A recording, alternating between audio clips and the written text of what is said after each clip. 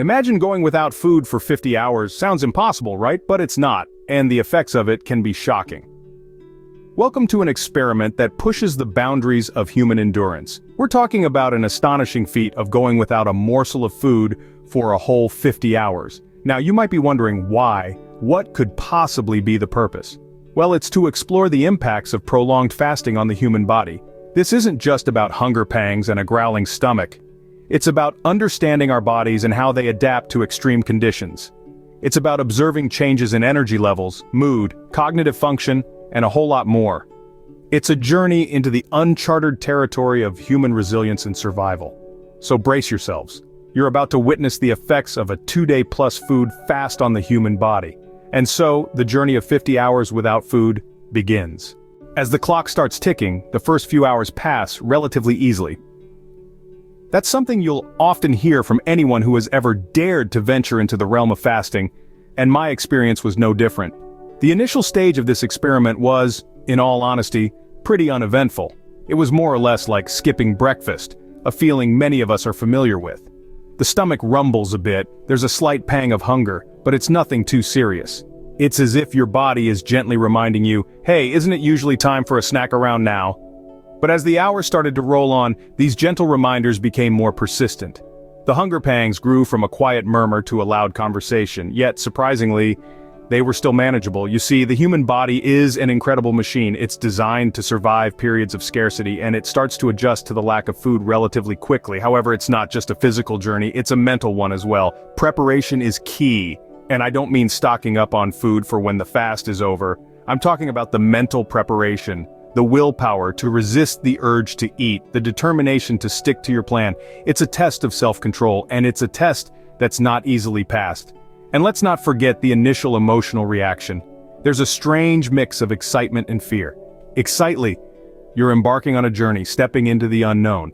Yet there's also a sense of apprehension. What if I can't make it? What if I give in to my cravings? But these feelings, these doubts, they're all part of the process. They're part of the challenge. So 12 hours in, and I'm starting to feel the effects.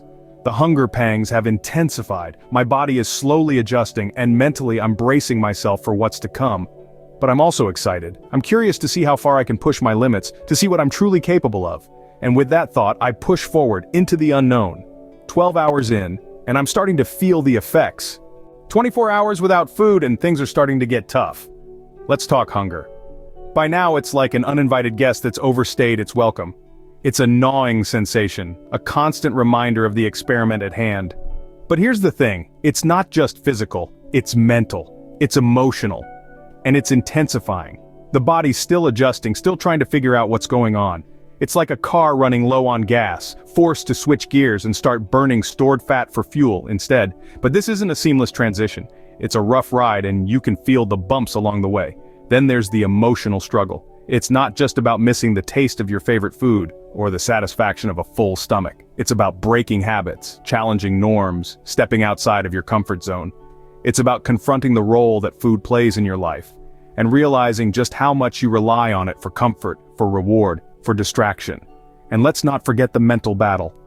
It's a constant tug of war between the part of your brain that's telling you to eat, and the part that's reminding you why you're doing this in the first place. It's about finding the strength to resist temptation, to stay the course, to keep pushing forward.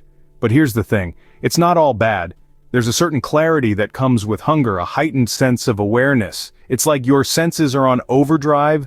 You notice things you wouldn't normally, appreciate things you usually take for granted, and there's something empowering about it. It's a reminder of your resilience, your determination, your ability to endure. So 24 hours in, and it's a mixed bag. There's the hunger, the discomfort, the emotional turmoil, but there's also the clarity, the resilience, the determination. All in all, it's an intense, eye-opening experience. Halfway through, and the struggle is real. As the final hours approach, it's not just about physical hunger anymore. You see, the body is a marvel of adaptation. As the peak of hunger hits, it's like a crescendo of gnawing emptiness that reverberates through every cell. But then, almost magically, it begins to subside. The body, once crying out for sustenance, adjusts to its new reality. It starts to burn its reserves, triggering a metabolic process known as ketosis. It's fascinating how the body, in the absence of incoming food, can switch gears and tap into its own stored energy. But let's not forget about the emotional roller coaster. It's a wild ride, to say the least. One moment you're riding high on a wave of euphoria, a strange sort of high that comes with fasting. The next, you're plummeting into a trough of irritability and fatigue. It's a test of emotional resilience, a challenge to keep your spirits up when your body is running on fumes. Now we come to the crux of the matter, the mental strength needed to persist.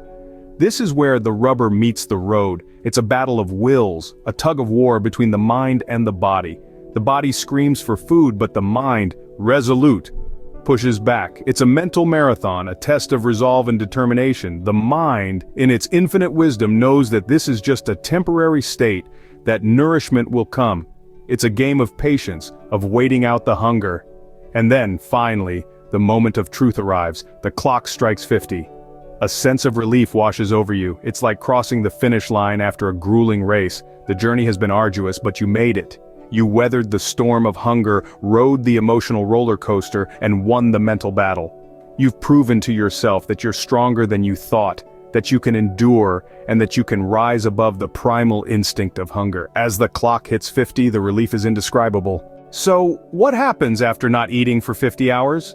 Well, it's a moment that's both anticipated and feared. The first meal after such a long fast is a surreal experience. It's like you're rediscovering food all over again. Every bite is a burst of flavors, a symphony of textures that your taste buds have been missing for the past 2 days and change.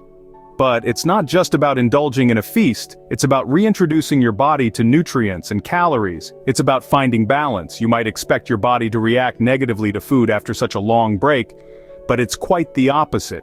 The body is an incredible machine, adaptable and resilient. It welcomes the food, breaking it down, absorbing every bit of nutrition it can.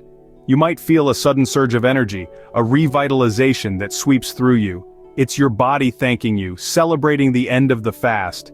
The emotional relief is palpable. There's a sense of achievement, a feeling of pride that you've made it through. But there's also relief, a weight lifted off your shoulders. The constant thought of food, the grumbling stomach, the lightheadedness, it's all in the past now. You've weathered the storm. But perhaps the most surprising aftermath of not eating for 50 hours is the mental clarity. It's as if a fog has lifted, leaving you with a clear, sharp mind. You think faster, you focus better. It's a state of heightened awareness, a testament to the power of fasting. It's not just about physical endurance, but mental fortitude as well. The aftermath of a 50-hour fast is a journey in itself. It's a roller coaster of sensations, emotions, and realizations. It's a testament to the human body's adaptability and resilience, a testament to the strength of the human spirit. It's a challenge, a trial, and ultimately a triumph. Not eating for 50 hours, it's an experience I'll never forget. So, what did I learn from not eating for 50 hours? Well, the journey was profound and insightful, not just physically, but emotionally and mentally as well. The pangs of hunger, they come and go, but it's resilience that keeps you going. Your body is an incredible machine, capable of adapting to extreme conditions. It's the ultimate survivor, and we should never underestimate its strength. This experience also shed light on the emotional connection we have with food. It's more than just fuel, it's comfort, it's habit, it's culture. When you remove it, you're left to deal with raw emotions, and that's a challenge of its own. But perhaps the greatest lesson was about mental fortitude. The mind can be your greatest ally or your worst enemy. It can convince you to quit or it can push you to endure. It's all about mindset. And that, my friends, is what happens when you don't eat for 50 hours. It's a journey of self-discovery, resilience, and a test of willpower.